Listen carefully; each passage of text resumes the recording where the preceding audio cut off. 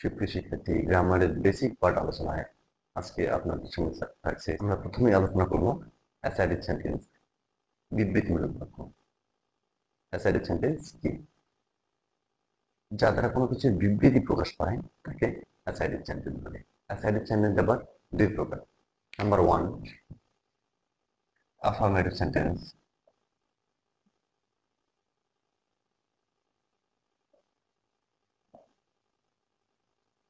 Number 2, negative sentence.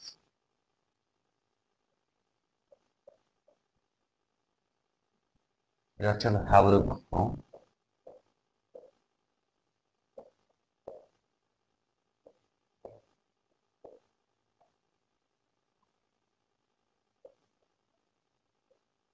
Number, তো affirmative sentence আমরা দুই প্রকার পেলাম। একটা হচ্ছে affirmative sentence, number 2 negative sentence.